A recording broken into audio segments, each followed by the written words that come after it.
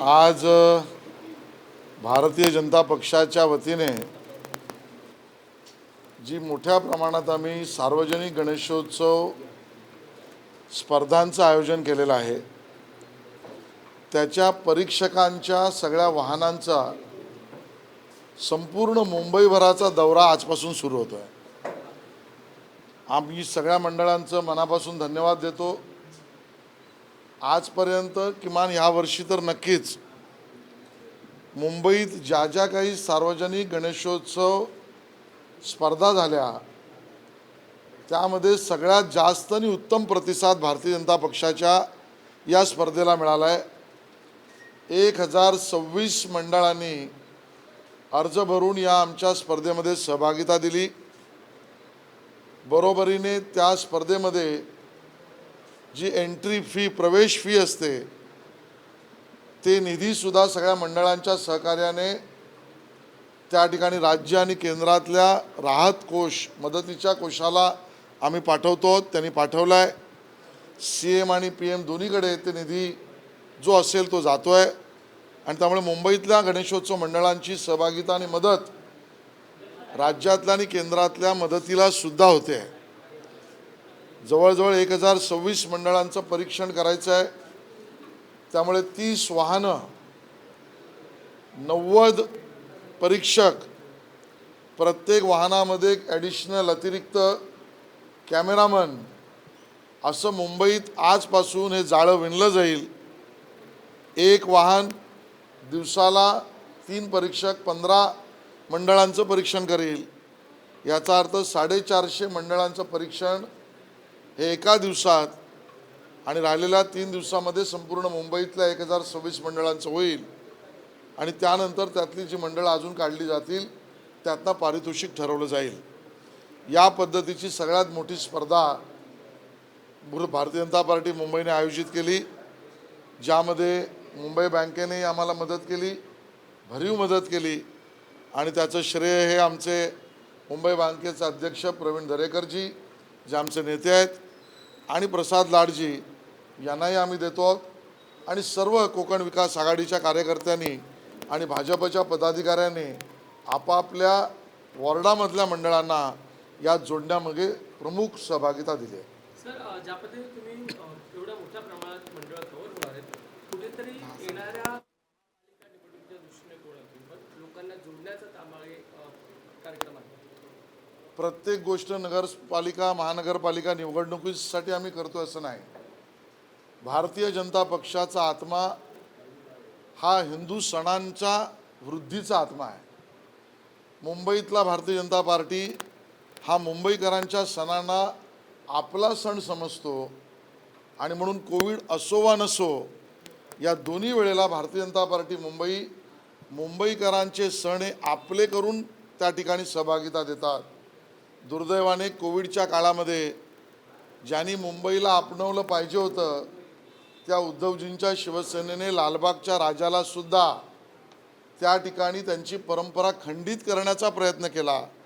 हे दुर्दैवही लोकांनी बघितलेलं आहे। सर, आपण वरळीमध्ये पाहतो आहोत की अनेक पोस्टर जे तुम्ही लावण्यात आले तुमच्याकडून ते फाडण्यात आलेले आहेत दिवसभर। रात्री भुरटे काम करतात आणि भुरट्यांवर मी प्रतिक्रिया देत नाही। त्याचवेळी तुम्ही एक ट्विट केलेलं आहे, त्या ट्विटबद्दल नेमकं तुम्हाला काय म्हणायचं? खऱ्या अर्थाने मुंबईकरांना हे माहितीच आहे, पण विशेषतः आमच्या विरोधकांना आणि त्यातील विशेषतः शिवसेनेला म्हणजे उद्धवजींच्या शिवसेनेला त्यांच्या डोळ्यात हे अंजन घालणं आवश्यक आहे त्यांच्या। म्हणून मी भूमिका मांडली आहे, कुठलीही गोष्ट जनतेसमोर कितीदा खोटं बोलायची त्याची लिमिट आहे। आज देवेंद्र फडणवीस आणि एकनाथ शिंदेजींचं सरकार आल्यावर देवेंद्रजींनी प्रमुखतेने निर्णय घेतला, इंटरनॅशनल फायनान्शियल सेंटर हे मुंबईतच विकसित होईल। बुलेट ट्रेनचं सुद्धा स्टेशन त्याच विकसित होईल, म्हणजे कनेक्टिव्हिटी बुलेट ट्रेनची आणि वर IFC सेंटर हे दोन्ही मुंबईत होतं आहे।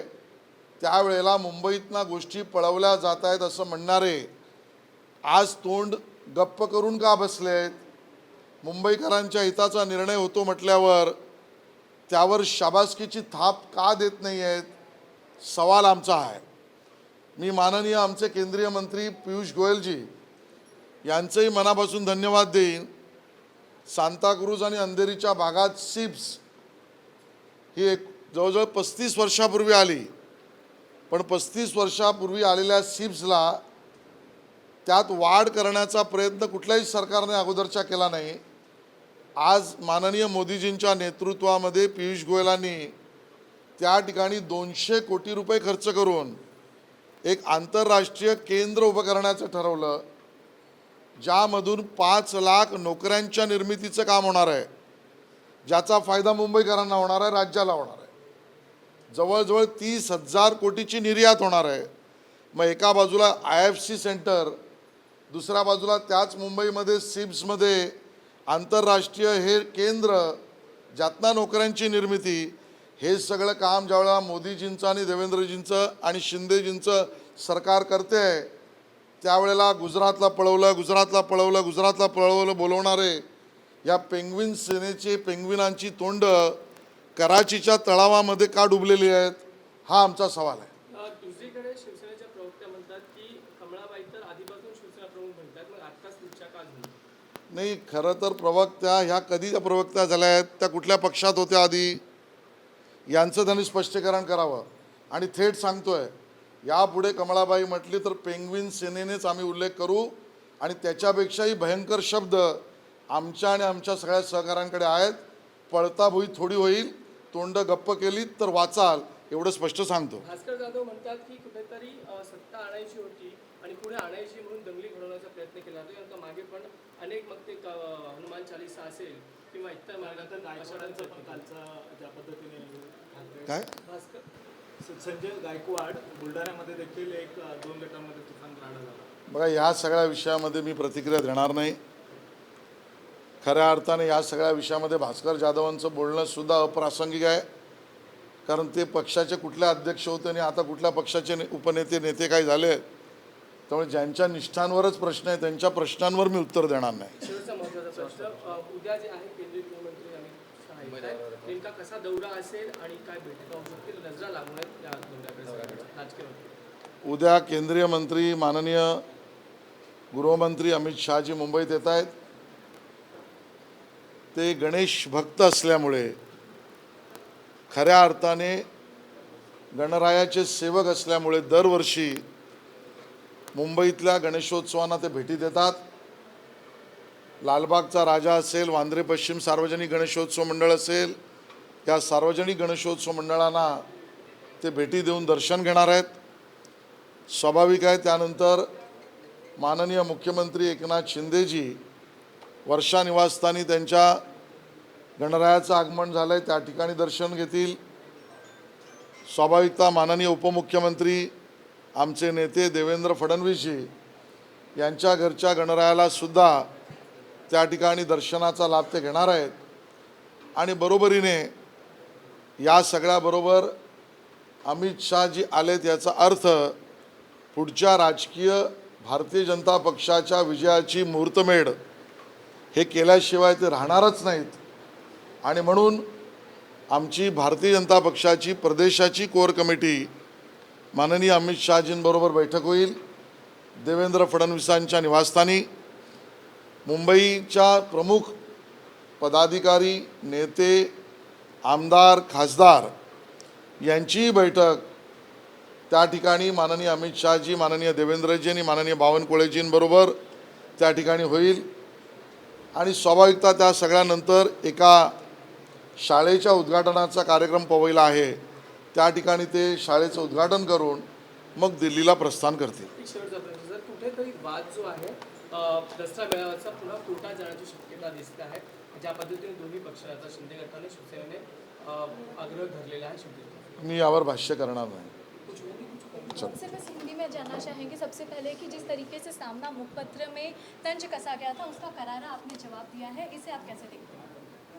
वैसे तो सामना ये मुखपत्र पढ़ने लायक ही नहीं, बावजूद उसके कोई भी वर्तमान पत्र भारतीय जनता पार्टी का या भारतीय जनता पार्टी के चुनाव चिन्ह का तंज करके अगर उल्लेख करेगा तो भारतीय जनता पार्टी सहन नहीं करेगी.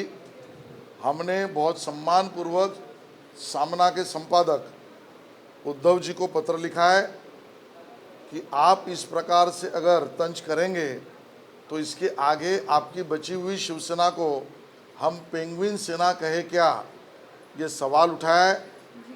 कम शब्दों में हमने हमारी बात कही है, अगर उनको समझ में नहीं आएगा तो उससे भी बहुत तंज वाले शब्द मेरे और मेरे सहकारियों के पास है। और शिरा सर, आपसे जानना चाहेंगे, बीएमसी के आगामी चुनाव के तहत हम देख रहे हैं जो भी त्यौहार आ रहे हैं, हम गणेशोत्सव की बात करें, दशहरा की बात करें, क्या ये रूपरेखा तय की जा रही है, स्ट्रैटेजी बनाई जा रही है? कोई लोगों से चुनाव को जुड़ने की? सामने रखकर भारतीय जनता पार्टी काम नहीं करती।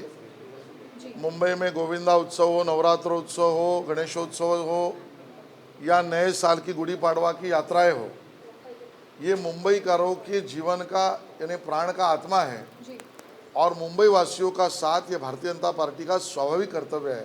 जी, हम मुंबई वासियों से इस तरीके से जुड़े हुए हैं कि उनके त्योहारों में और उनके सभी आनंददायी क्षणों में भारतीय जनता पार्टी उनके साथ रहती है। हम उद्धव ठाकरे जी के शिवसेना के जैसे नहीं कि सत्ता में रह के उन्होंने 100 साल की लालबाग के राजा की परंपरा को भी खंडित किया। ये उद्धव ठाकरे जी के शिवसेना का काम है और सभी त्योहारों में मुंबई वासियों का साथ देना ये हमारा कर्तव्य है। सर आखिरी सवाल, अमित शाह आ रहे हैं यहाँ पर, इसे राष्ट्रव्यापी रूप में देखा जा रहा है, आपसे मुलाकात होगी, सीएम साहब से मुलाकात होगी, इसके क्या कुछ मायने हैं सर? माननीय गृह मंत्री अमित शाह जी मुंबई दौरे पर आ रहे हैं। स्वाभाविक है, मुंबई दौरे पर एक गणेश भक्त, गणेश भगवान के भक्त इस नाते वो आते रहते हर साल। ये साल भी वो आएंगे। लालबाग गणेशोत्सव मंडल हो या वांद्रे पश्चिम सार्वजनिक गणेशोत्सव मंडल हो, दोनों जगह पर भगवान गणेश जी का वो आशीर्वाद लेंगे। उसके बाद माननीय मुख्यमंत्री एकनाथ शिंदे जी के सरकारी आवास पर गणेश भगवान का दर्शन लेंगे, एकनाथ शिंदे जी से मिलेंगे। उसके बाद माननीय उप मुख्यमंत्री हमारे नेता देवेंद्र फडणवीस जी के सरकारी आवास पर जो गणेश भगवान की पूजा है उसमें सम्मिलित होंगे, उप मुख्यमंत्री महोदय से भी मिलेंगे। स्वाभाविक है, अमित भाई आते हैं तो हम सबको प्रेरणा भी मिलती है, उत्साह भी मिलता है और आगे आने वाले चुनाव में जीतने की ताकत भी मिलती है। और उस कारण महाराष्ट्र की भारतीय जनता पार्टी की माननीय प्रदेश अध्यक्ष बावनकुळे जी के नेतृत्व में प्रदेश कोर कमेटी की बैठक माननीय देवेंद्र जी के घर पर होगी। उसके बाद मुंबई के हमारे सभी विधायक, सम्मानीय सांसद, सभी नेता, सभी पदाधिकारी, इनके साथ माननीय देवेंद्र जी के निवास स्थान पर भी एक बैठक होगी जिसमें देवेंद्र जी और बावनकुळे जी भी रहेंगे। और उसके बाद एक स्कूल का उद्घाटन माननीय गृह मंत्री जी के हाथों से है, वहाँ पर उद्घाटन करके फिर दिल्ली के लिए प्रस्थान करेंगे।